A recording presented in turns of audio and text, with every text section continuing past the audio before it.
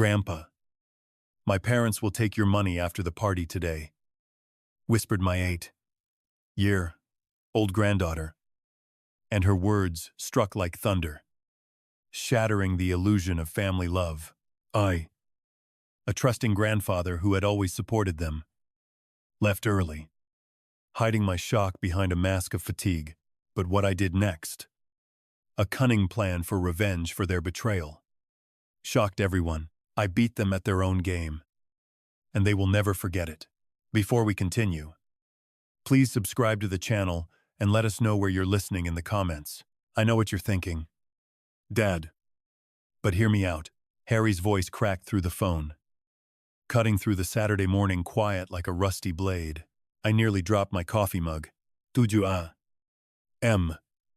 Calls weren't Harry's style, especially not with that nervous tremor I recognized from his teenage years when he'd wrecked my truck. What sounds strange?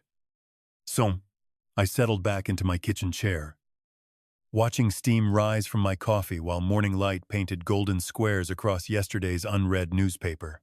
Well, Mary really wants. I mean, we both think you should definitely come to Alexa's birthday party today. The words tumbled out too fast, like he'd rehearsed them but forgotten the rhythm. Something cold settled in my chest. Since when did they need to convince me to see my granddaughter? Harry, when have I ever missed one of Alexa's birthdays? No, that's not what I meant. A pause. I heard what sounded like Mary's voice in the background, sharp and insistent. It's just that Mary's been planning this for weeks, and she specifically asked me to call and make sure you're coming. I stirred my coffee slowly, watching the cream swirl into tiny hurricanes. Mary specifically asking. The same Mary who usually treated my presence like a necessary inconvenience. That's thoughtful of her. Yeah, she's really excited about it. Harry's laugh sounded forced, metallic. The party starts at 2. But maybe you could come a little early. We wanted to talk about some family stuff. The spoon clinked against the mug as I set it down. Family stuff. In 3 years of widowhood, family stuff had never required special conversations. What kind of family stuff? Oh, you know, just planning things. Future things. Mary has some ideas about how we can all be more involved with each other. I walked to the window, phone pressed to my ear, watching Mrs. Henderson across the street water her flower boxes. Mary with ideas about family involvement, the woman who'd spent Christmas dinner last year checking her phone every 5 minutes. That sounds nice. Harry, I kept my voice level, but my businessman's instincts were screaming. 30 years of reading people across conference tables had taught me, when someone was selling something, they didn't believe in themselves. Great.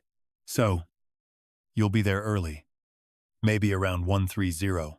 I glanced at the refrigerator where Alexa's latest drawing hung next to my shopping list. A crooked house with stick figures labeled Grandpa, Daddy, Mommy, and me, in purple crayon. That little girl was the brightest spot in my world since Ellen died. Of course, I'll be there early. I wouldn't miss Alexa's day for anything. Perfect. And Dad, Harry's voice dropped lower. Just keep an open mind about what we want to discuss. Okay, it's all about making sure everyone's taken care of. The line went dead before I could ask what he meant by everyone's taken care of. I stared at the phone for a long moment, then set it on the counter next to my untouched newspaper.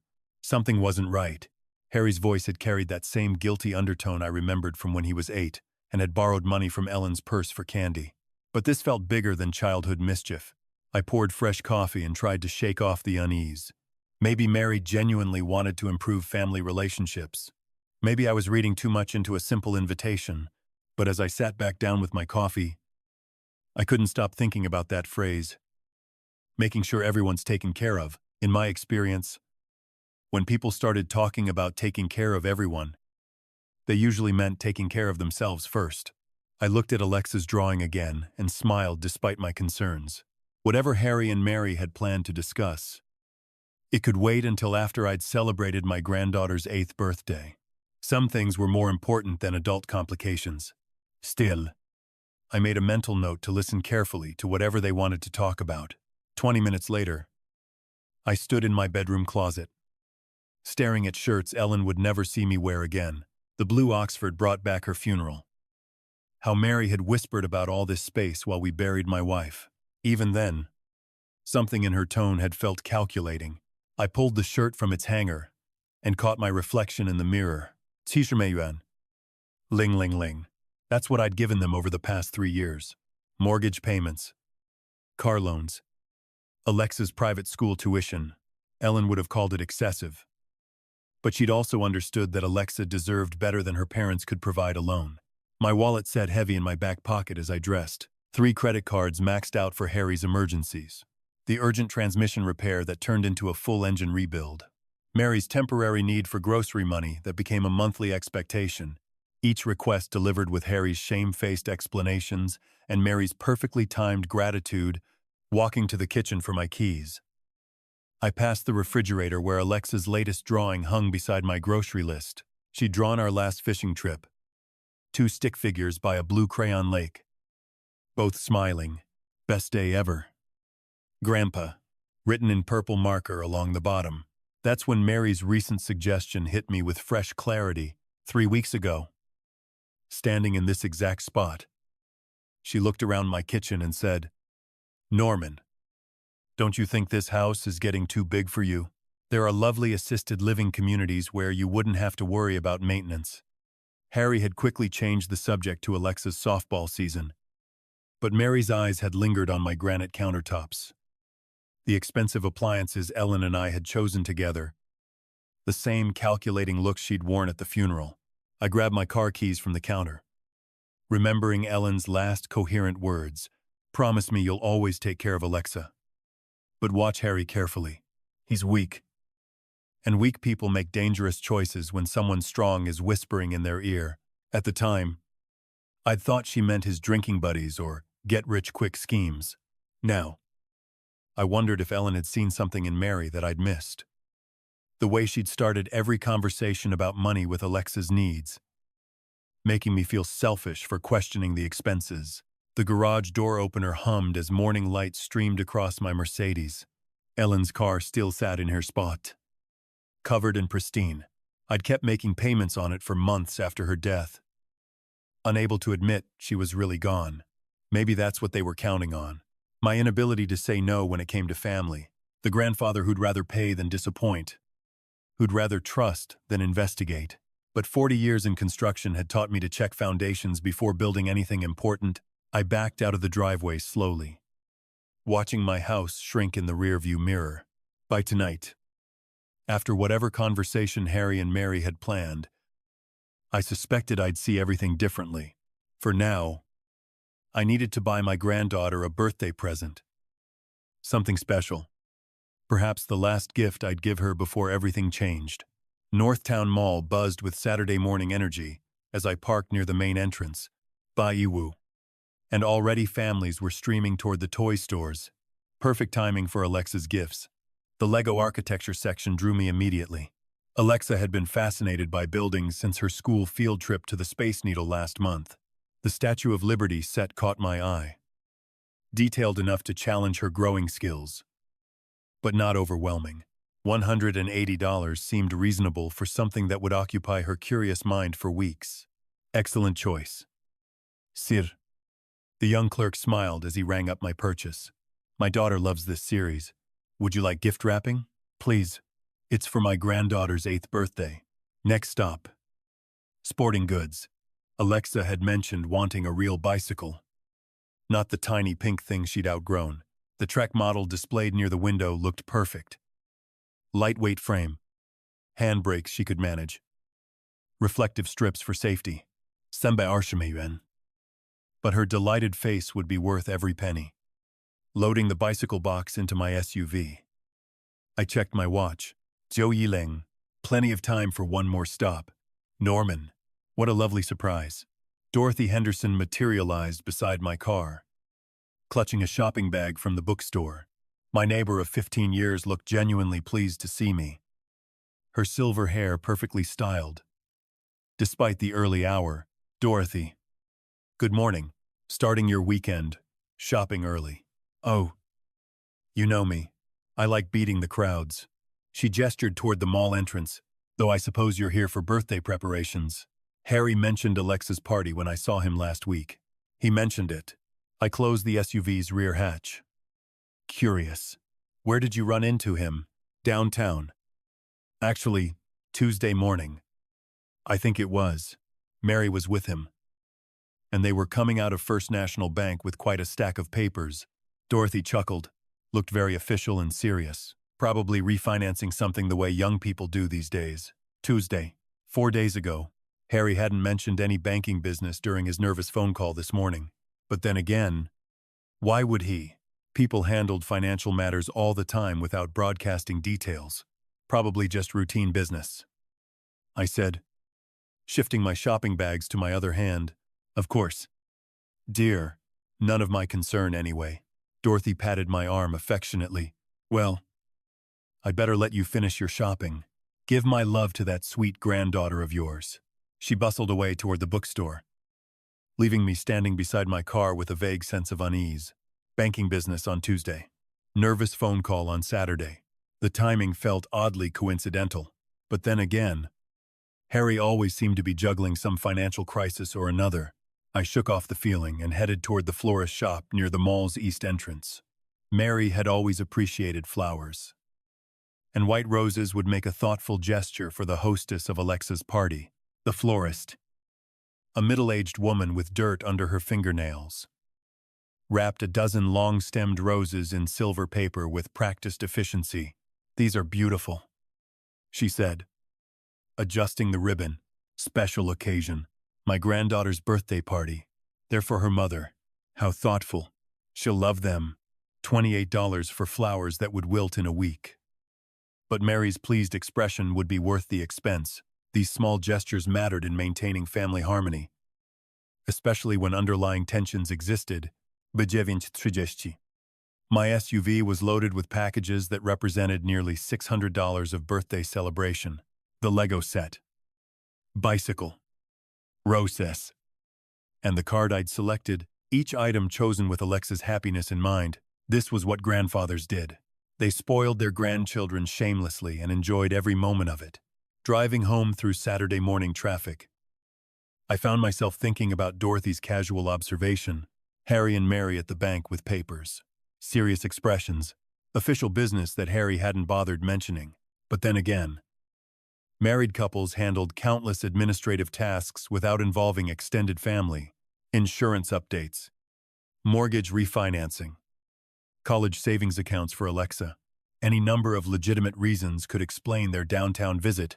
Still, as I turned into my driveway, I couldn't quite dismiss the small voice in my head that wondered why Harry had sounded so nervous this morning, if everything was truly as routine as it appeared. After wrapping Alexa's gifts and grabbing a quick lunch, I arrived at Harry's house precisely at 2:00. The front door opened before I could ring the bell. Norman. Mary practically sang my name, her arms spreading wide as if we hadn't seen each other in months rather than weeks. You look absolutely wonderful today. This enthusiasm felt foreign. Mary usually offered a polite smile and quick hug before disappearing into kitchen duties. Today she touched my arm twice while speaking, her eyes bright with an energy I'd never seen directed at me before. Thank you, Mary. The party looks lovely. I stepped inside, carrying the wrapped bicycle box and gift bag containing the Lego set. Colorful streamers hung from every doorway, and balloon clusters filled each corner, far more elaborate than previous birthday celebrations. Dad. There he is. Harry appeared from the living room, his voice carrying across the house like a carnival barker's. Come meet Mike from work. Mike. This is my amazing father I've told you so much about. Amazing father. Harry's workplace conversations about me typically focused on my old-fashioned business methods or retirement stubbornness. But today he clapped my shoulder with theatrical enthusiasm, his laugh echoing too loudly in the decorated hallway. The living room buzzed with familiar faces. The Johnsons from next door chatted near the fireplace, while Mrs. Smith sat carefully on the couch, observing everything with sharp eyes. Carlos and Elena Martinez helped their son Tommy arrange party games on the coffee table. Grandpa. Alexa ran toward me, her genuine smile cutting through the artificial atmosphere like sunlight. She wrapped her arms around my waist. And for a moment, the world felt normal again. Happy birthday, sweetheart. I handed her the gift bag. This one first. Then the big surprise, she unwrapped the Lego architecture set with careful fingers, her eyes widening at the Statue of Liberty image on the box. But when she looked up to thank me, something flickered across her face, a shadow of sadness that vanished when Mary approached. Isn't Grandpa generous? Honey, say thank you properly. Thank you. Grandpa, it's really cool. Alexa's voice carried genuine appreciation mixed with something else. Guilt. Worry. An 8-year-old shouldn't sound so burdened during her own birthday party. Harry guided me toward the kitchen where Mike Davidson nursed a beer and made small talk about car sales. The conversation flowed normally enough, but Harry kept interjecting with unnecessary compliments about my business, wisdom, and family leadership. Each comment felt rehearsed, like lines from a script he'd memorized poorly. Norman knows everything about building successful relationships. Harry announced to Mike, he's taught me so much about trust and family loyalty. Trust and family loyalty. Strange topics for a casual party conversation. Especially delivered with Harry's current manic intensity. Mike nodded politely, clearly uncomfortable with Harry's excessive praise of his own father. Mary reappeared with a plate of appetizers, positioning herself between me and the other guests. Norman, you simply must try these canapés. I made them especially thinking of your sophisticated tastes. My sophisticated tastes. Mary had never paid attention to my food preferences beyond ensuring adequate quantities appeared at family gatherings. Now she hovered beside me, refilling my wine glass before it emptied, and asking about my comfort level every few minutes. From across the room, I watched Alexa opening cards from school friends. Her movement seemed mechanical. Polite. But distant. When Tommy Martinez asked about her new Lego set, she nodded and smiled appropriately. But her responses lacked the genuine excitement I'd expected. She's growing up so fast. Mrs. Smith observed, settling beside me on the couch. Such a thoughtful child. She asked me last week if grandparents and parents ever disagree about important decisions. My wine glass paused halfway to my lips. What did you tell her? That families work through differences with love and honesty. Mrs. Smith studied Alexa with concerned eyes, though she seemed troubled by something beyond normal childhood worries. Across the room, Harry and Mary exchanged a quick glance, the kind of wordless communication that suggested coordination. They'd been doing that all afternoon. I realized, brief eye contact, subtle nods, perfectly timed interruptions when conversations approached certain topics. The afternoon stretched on with forced merriment and careful choreography. Every smile felt calculated, every laugh slightly too loud, every gesture of family affection performed for an audience. Only Alexa's behavior toward me remained authentic, though shadowed by whatever burden she carried. As the party wound toward its conclusion and guests began gathering their belongings, Harry caught my attention with an overly casual gesture. Dad, stick around after everyone leaves. Okay, Mary and I have been looking forward to that family chat we mentioned. The artificial cheerfulness began weighing on me like humidity before a storm. I excused myself with a polite smile. Mentioning the bathroom down the hallway, Mary jumped up immediately, offering directions I didn't need. Her concern feeling rehearsed rather than genuine, walking away from the party noise. I noticed Alexa watching me from beside the gift table, something in her expression, worry, mixed with determination, made me pause. When I reached the hallway lined with family photos, small footsteps followed behind me. Grandpa. Her voice barely rose above a whisper. I turned to find her glancing back toward the living room, ensuring we were alone. The birthday girl, who should have been glowing with excitement, looked instead like she carried the weight of the world on 8-year-old shoulders. What is it? Sweetheart. I knelt to her eye level, recognizing the serious expression she'd inherited from Ellen. You look troubled. She bit her lower lip, a gesture that reminded me painfully of her grandmother during difficult conversations.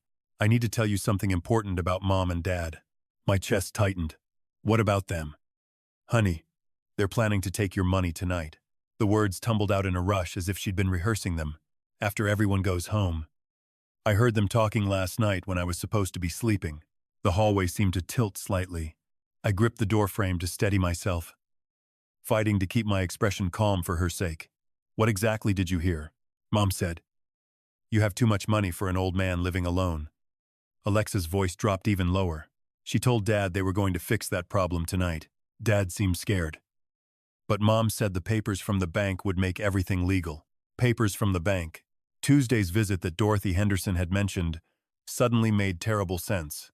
My business instincts, dormant for years, roared back to life with crystalline clarity. Did they say anything else? I asked gently. Though my mind raced with implications I hoped an 8-year-old couldn't understand. Dad kept saying, "What if he finds out?" And Mom said it would be too late by then. Tears welled in her eyes. Grandpa, I don't want them to take your money. You're the only one who really listens to me. I pulled her into a fierce hug, feeling her small body trembling against mine. Ellen's granddaughter carrying adult secrets that no child should bear. The betrayal cut deeper, knowing they'd planned this within earshot of innocent ears. Listen to me carefully. I whispered into her hair. You did the right thing telling me, but we need to keep this our secret for now. Okay, can you do that? She nodded against my shoulder. Are you going to stop them? Yes. Sweetheart, I'm going to handle everything. I held her at arm's length, making sure she could see the certainty in my eyes. But we need to go back to your party now and act normal. Can you be brave for me? I think so. She wiped her nose with the back of her hand. Will you still love me if Mom and Dad get mad? The question hit me like a physical blow. Alexa, nothing your parents do could ever change how much I love you. Nothing. Do you understand? Relief flooded her face. The first genuine smile I'd seen from her all afternoon. I love you too. Grandpa, hand in hand. We walked back toward the party sounds. But everything had changed in those few whispered minutes. The son I'd raised, the daughter-in-law I'd supported, the family I'd trusted with my heart, all of it now viewed through the lens of calculated betrayal. As we rejoined the celebration, I caught Harry's eyes across the room. He smiled and waved. The same false enthusiasm that had puzzled me earlier. Now I understood exactly what that performance was designed to accomplish.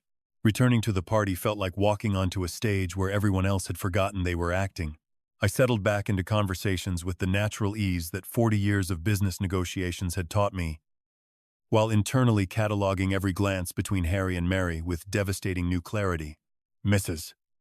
Smith was discussing her garden when I noticed Harry checking his watch for the third time in 10 minutes. Mary appeared beside him immediately.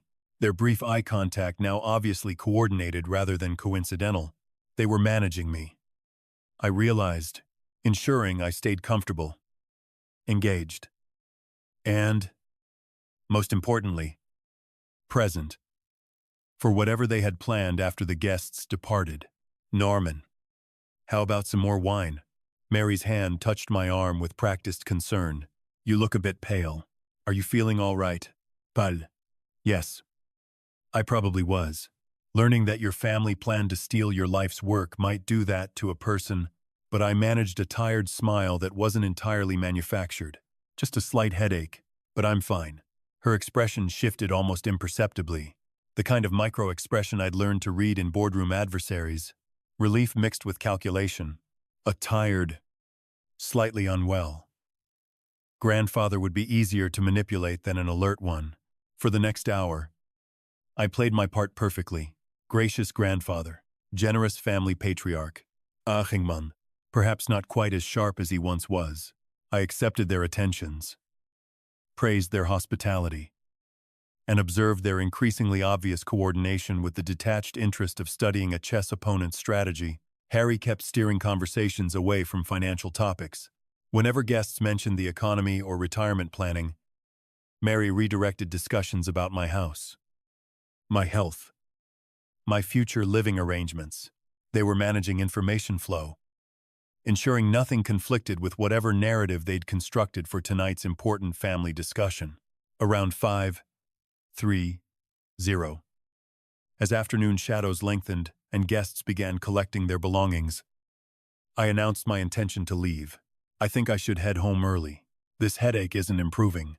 The effect was immediate. Harry and Mary exchanged a look of genuine alarm. Dad. Wait. Harry moved to block my path to the door. We really wanted to talk about those important family matters we mentioned. Remember, you promised to stay after everyone left. Perhaps another time. I said, maintaining the weary grandfather persona. I really need to rest. But Norman, Mary stepped closer, her voice taking on urgent undertones. We have something special planned for tonight. Something we've been preparing for weeks. Something they'd been preparing for weeks. The bank visit Dorothy Henderson had witnessed. Legal documents. Plans that required my presence and cooperation. I could see the desperation creeping into their performance as their carefully orchestrated timeline threatened to collapse. I'm sure it can wait until tomorrow. I replied gently. Family isn't going anywhere. Harry's face flushed. Actually, Dad, there are some time-sensitive issues we need to discuss. Financial matters that can't wait. Financial matters that can't wait. How interesting that Harry would phrase it exactly that way. I filed the comment away with all the other intelligence I'd gathered throughout this surreal afternoon.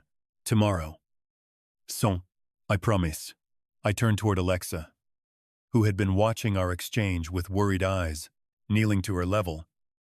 I pulled her into what might be our last innocent embrace before everything changed. Thank you for the most wonderful birthday party. Sweetheart, thank you for my presence. Grandpa, her small arms tightened around my neck. I love you so much. I love you too. More than you'll ever know.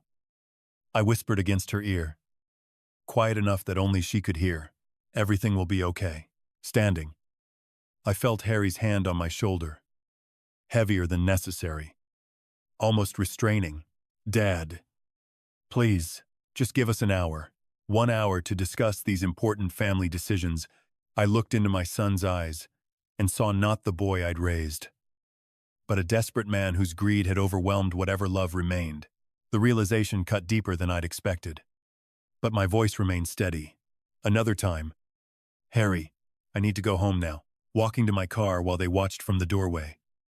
Mary whispering urgently in Harry's ear. Both of them radiating frustrated tension. I felt the weight of performance finally lifting from my shoulders, alone in my Mercedes. I sat for a moment in their driveway, processing the magnitude of what had just occurred. My family had planned to rob me tonight with legal documents and careful preparation. Starting the engine, I pulled away from the house where I had celebrated what might be my last normal family gathering. Inside my house, the silence felt different than it had that morning. No longer peaceful, pregnant with purpose. I walked directly to my home office. The room where I'd built my construction business from a single truck and stubborn determination. 40 years of important documents lived in the wall safe behind Ellen's portrait as I spun the combination lock. Muscle memory from decades of business dealings guided my fingers. 18到1959. Ellen's birthday. The irony wasn't lost on me that her memory would help me protect what we'd built together. The documents told a story I'd been too trusting to read properly. Bank statements revealing the pattern of financial requests that had escalated from hundreds to thousands over 3 years. Investment portfolios worth far more than Harry or Mary realized. Property deeds for rental properties they didn't know existed.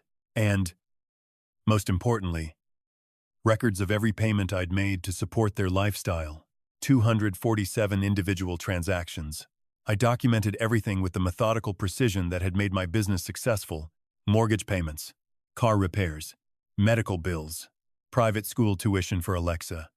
Each payment justified by some family emergency or opportunity that seemed reasonable at the time. Sitting at my desk with Ellen's photo watching from the bookshelf, I finally saw the manipulation clearly. The escalating requests had been conditioning, training me to say yes to increasingly larger amounts.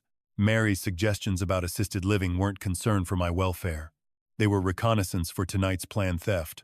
Every mortgage payment, every tuition check. I said aloud to Ellen's photograph, they've been planning this for months. My phone sat silent on the desk. Harry and Mary would be scrambling right now, trying to figure out how to proceed without me present for their important family discussion. The thought gave me a grim satisfaction.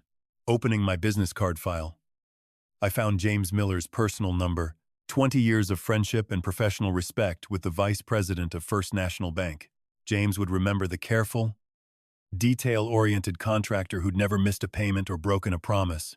More importantly, he'd understand exactly what legal documents obtained under false pretenses actually meant.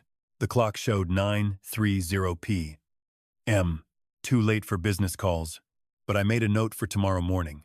First priority, understanding exactly what papers Harry and Mary had obtained and how to neutralize their legal effectiveness.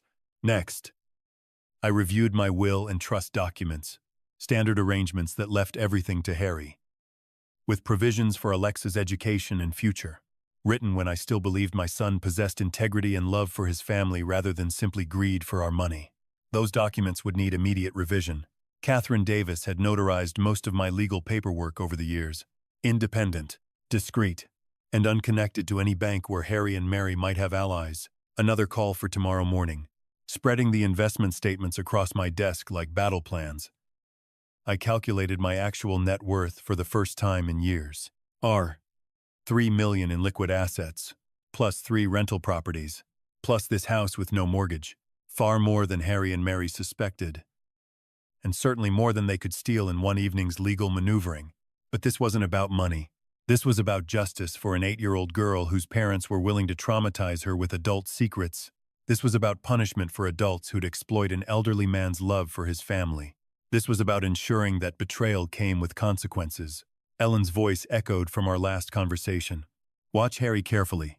Weak people make dangerous choices when someone strong is whispering in their ear. Now I understood. Mary had been whispering for 3 years, and Harry had chosen greed over family loyalty at every turn. My phone rang suddenly, jarring me from planning. Harry's name appeared on the caller ID. Elated ring. Sunday morning brought clarity that a restless night had failed to provide. After finally falling asleep near dawn, I woke with my businessman's instincts fully engaged and a specific plan forming over coffee in my home office. I opened my business contact file to James Miller's personal number. 900 seemed appropriate for calling an old friend about financial matters.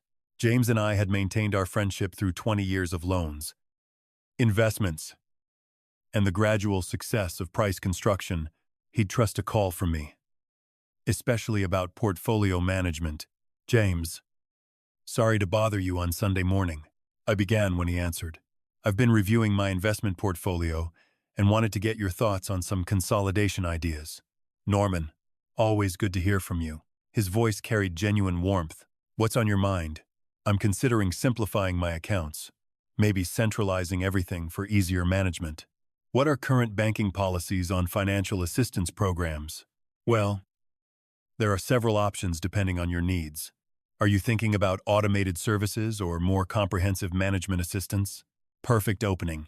Actually, I've been wondering about power of attorney arrangements, conservatorship options. Had any clients dealing with those recently? James paused, and I could almost hear him considering confidentiality boundaries. Funny you should ask. Just last week, I had a couple inquiring about guardianship procedures for an elderly family member. My coffee cup stopped halfway to my lips. Oh, complex process. I imagine, actually. They seemed quite prepared, had done considerable research on conservatorship requirements. Documentation timelines. Very thorough people. Very thorough. My son and daughter-in-law had researched exactly how to steal my independence with legal precision. That's thoughtful of them to help their family. They were asking specific questions about mental competency evaluations, financial management documentation, timelines for court approval. James's professional knowledge was exactly what I needed. They understood the terminology better than most attorneys I've worked with. Mental competency evaluations, court approval timelines. They'd planned to have me declared incompetent and seize control of everything I'd spent 40 years building. The scope of their betrayal kept expanding beyond what I'd imagined possible. Did they seem confident about their situation? I asked carefully. Absolutely.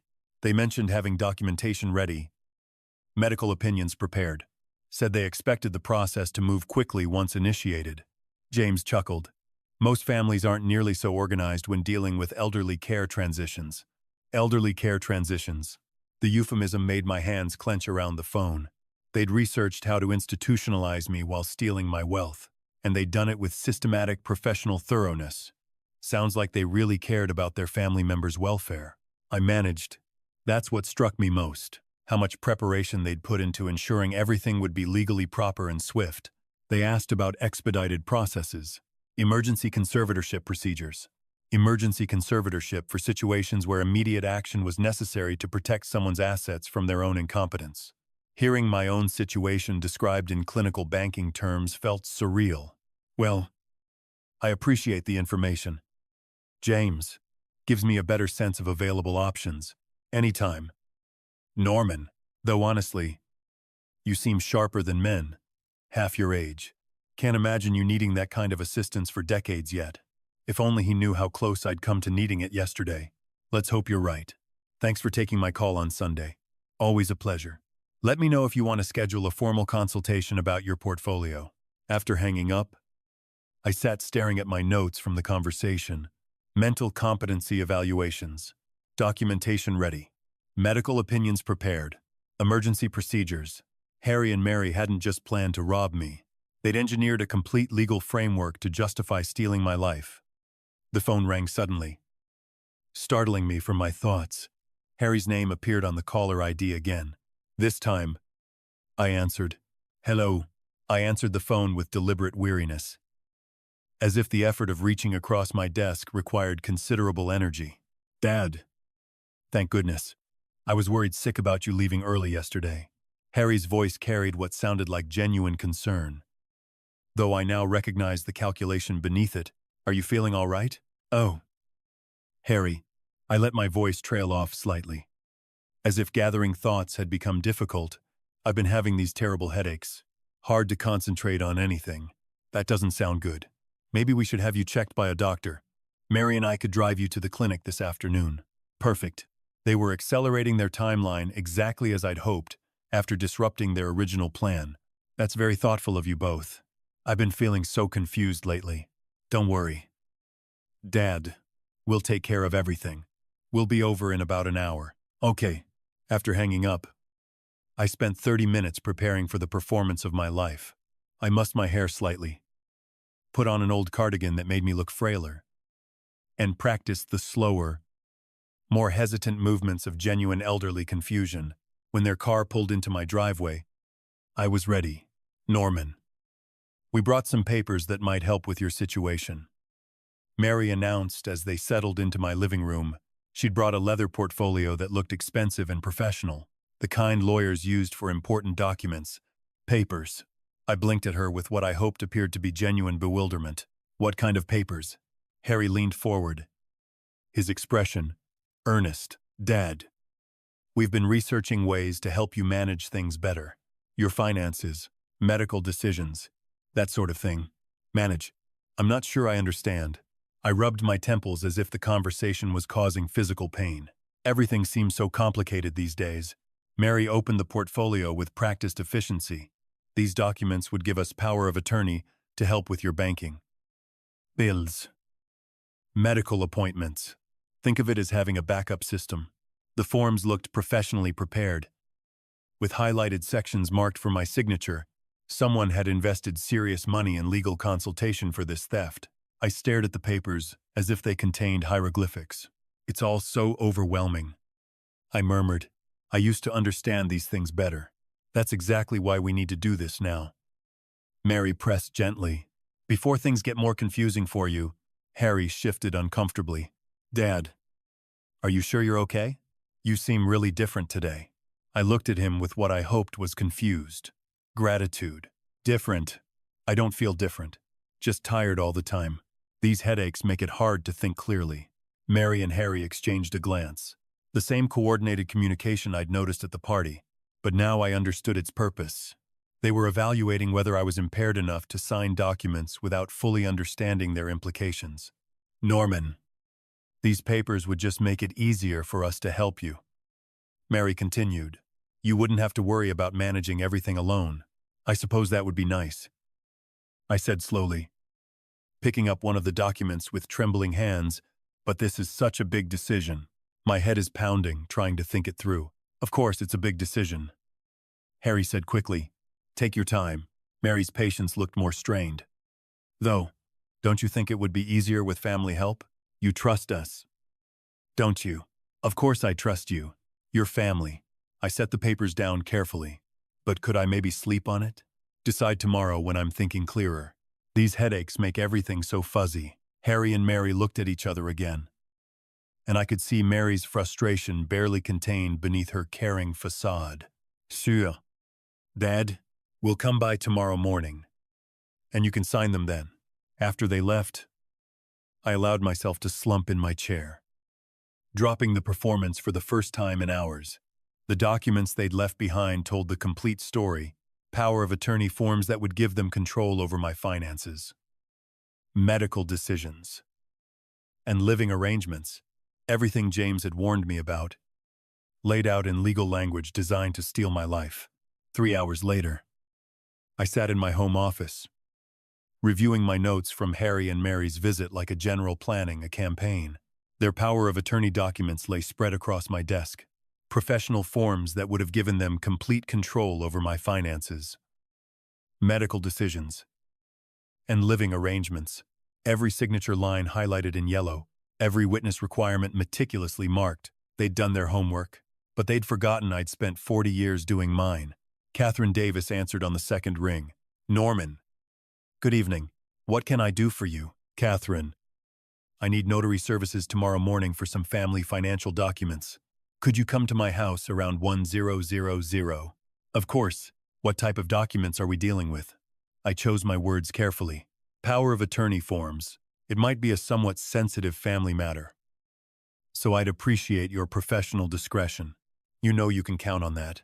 I'll bring my seal and journal. Perfect. Catherine had notarized dozens of contracts for my construction business over the years. She'd recognize irregular pressure tactics or coercion immediately. It was part of her professional training. Next call. James Miller. James. Could you stop by tomorrow morning around 1000? I've been thinking about our conversation yesterday, and I'd like to review my portfolio in detail. Certainly. Norman, after what we discussed about financial management assistance, I think a thorough review would be wise. Excellent. It might be educational. James chuckled. I'll bring the necessary paperwork. See you at 10. Educational indeed. James would witness whatever Harry and Mary planned to do, and as a bank vice president, he'd understand exactly what he was seeing. More importantly, his presence would add legal weight to any documentation of their behavior. Final call. Harry. I let my voice carry the tremulous uncertainty I'd performed that afternoon. Harry. I've been thinking about those papers you brought. You were right. I do need help managing things. Dad. That's wonderful. Mary will be so relieved. We can come over first thing tomorrow morning. I've arranged for a notary to make everything proper and legal. 1000 sharp. Perfect. And Dad, thank you for trusting us with this. Trust. The word sat bitter in my mouth. But I managed to sound grateful. You're my family. Of course I trust you. After hanging up, I walked to the window, overlooking my backyard. Ellen's rose garden needed attention. Another task I'd been managing alone since her death.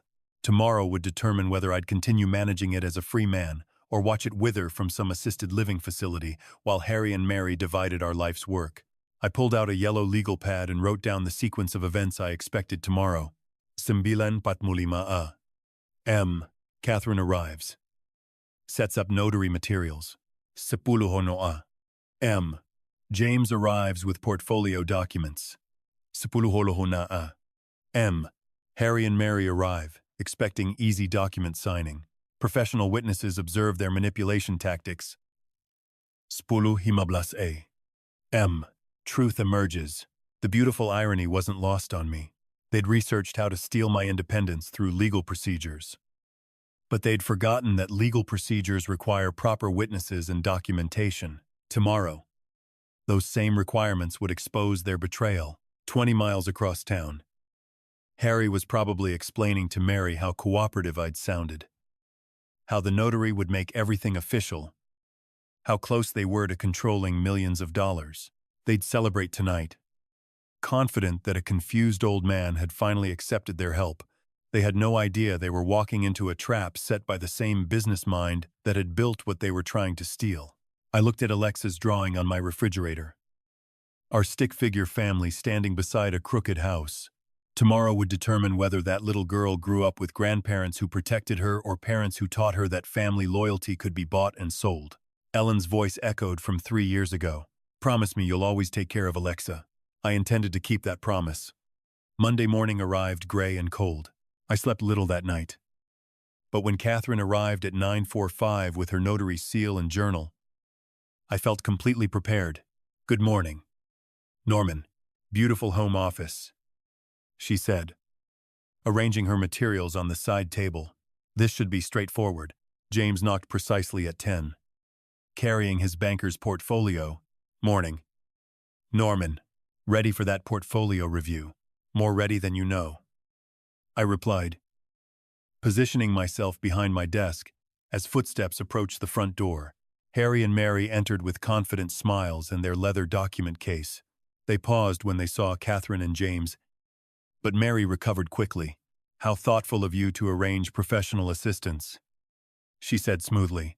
This will make everything so much more official. Indeed.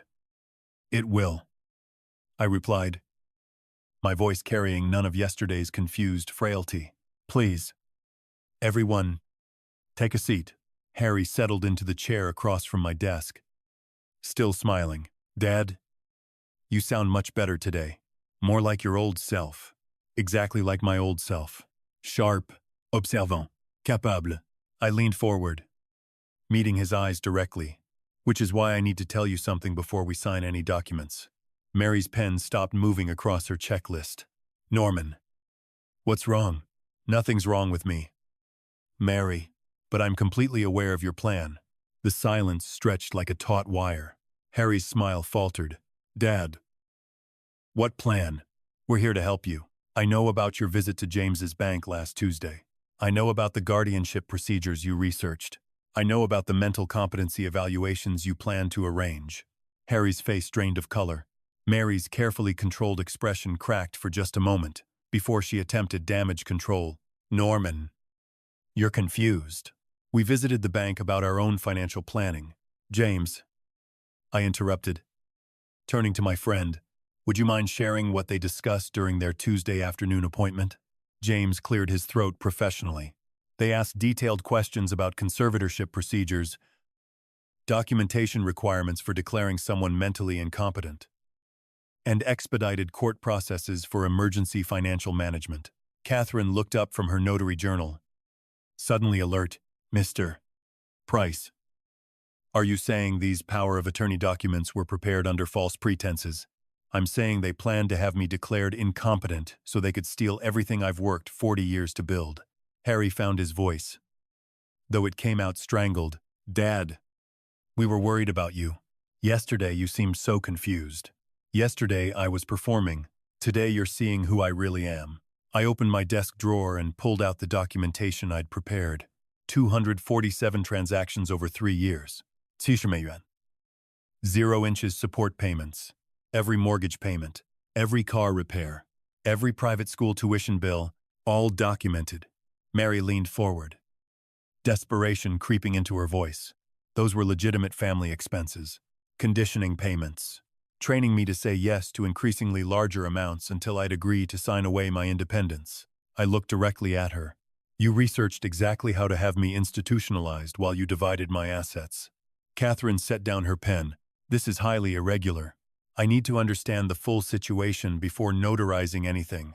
The full situation, I continued, is that my son and daughter-in-law spent weeks researching legal procedures to steal my money, consulted with lawyers about guardianship processes, and planned to have me declared mentally incompetent based on fabricated evidence of confusion. Harry's hands shook as he gripped the armrests of his chair. We just thought you might need help managing things.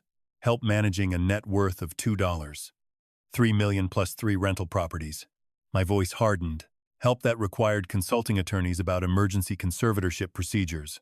Mary stood abruptly. You're twisting everything. We love you. Love doesn't involve conspiracy. Mary, Love doesn't involve researching how to steal someone's independence while they're still healthy and competent. James spoke quietly. Norman. The questions they asked were very specific. They knew legal terminology that most families never encounter unless they're planning something significant. Catherine nodded grimly. In my experience, legitimate family financial planning doesn't require research into mental competency evaluations. The room fell silent except for Harry's labored breathing. He looked at me with something approaching recognition, perhaps seeing for the first time the businessman who'd built the wealth they'd tried to steal. What happens now? He whispered. I stood, feeling every year of my age, but also every ounce of my accumulated wisdom and experience. Now we discuss consequences. Consequences, I repeated, opening my desk drawer to retrieve the legal documents I'd prepared over the weekend. I'm changing my will immediately. My estate will go into an educational trust for Alexa, accessible when she turns 21. Harry leaned forward desperately. Dad, please, we made mistakes. But we can fix this. The trust will provide for her college education, graduate school if she chooses, and startup funds for whatever career path she selects. I spread the new will documents across my desk. Catherine, I need these witnessed and notarized. Mary's voice cracked slightly. Norman, you can't do this to your own family. I'm protecting my family, I replied firmly. From parents who were willing to steal their grandfather's independence to fund their lifestyle, Catherine examined the documents professionally. Mr. Price, these terms are quite specific. There are conditions attached. If Harry and Mary formally renounce all claims to my estate and demonstrate genuine change over the next year, I'll reconsider. But they must prove they've become the parents Alexa deserves. James nodded approvingly as he witnessed my signature. The educational trust structure is excellent. She'll have every opportunity you never got to provide directly. Harry buried his face in his hands. What does genuine change mean? How do we prove that? By getting jobs that actually support your family instead of depending on me. By prioritizing Alexa's happiness over your own financial desires. By showing me that my granddaughter matters more to you than my bank account. Mary stood abruptly, her composure finally cracking completely. How are we supposed to live without your support? The same way millions of other families do. Through honest work and responsible spending, the mortgage assistance ends today. The car payments stop immediately. You're both adults with college degrees. Figure it out. Catherine finished notarizing the documents with practiced efficiency. Everything is legally binding now. Mr. Price, you should keep these in a secure location. My attorney will have copies by this afternoon, I assured her. After Catherine and James departed with handshakes and promises of discretion, the three of us sat in uncomfortable silence. Harry looked broken. Mary appeared to be calculating survival strategies. Is there anything else you want to say? I asked. Harry met my eyes for the first time since the revelation began. I'm sorry. Dad, I know that doesn't fix anything, but I'm genuinely sorry. Mary said nothing, which told me everything about her priorities. Words are cheap. Harry, actions over the next year will determine whether this family has a future together. 3 hours later, Alexa knocked on my door. Her school backpack still slung over her shoulder. Grandpa, Mommy said you wanted to see me. I knelt to her eye level, just as I had in the hallway 2 days ago. Come sit with me. Sweetheart, we need to talk about some grown-up things. She settled beside me on the couch. Her 8-year-old wisdom, already sensing something serious. Is this about what I told you? Partly. Your mommy and daddy made some bad choices about money. And there have to be consequences. But none of this changes how much I love you. Are they in trouble? They have to learn to take better care of themselves and you. But, Alexa, I want you to know that your future is completely safe. I've made special arrangements to make sure you can go to any college you want. Study anything that interests you. Her eyes brightened slightly. Even veterinary school. That's really expensive. Especially veterinary school. And if you change your mind and want to be an engineer or a teacher or start your own business, there will be money for that too. What about mommy and daddy? They're going to work very hard to become better parents. And if they succeed, our family might be able to heal from this hurt. But even if they don't, You and I will always have each other. She hugged me tightly, and I felt Ellen's presence in that embrace. 3 generations of love continuing despite betrayal and broken trust. Can we look at college brochures? Alexa asked. I want to see what veterinary schools look like. Absolutely. I smiled, reaching for my laptop. We have all the time in the world to plan your future. Outside, spring was turning to summer, and Ellen's roses were finally beginning to bloom. If you like this story, please like this video, subscribe to the channel, and share your impressions of this story in the comments. To listen to the next story, click on the box on the left. Thank you for watching.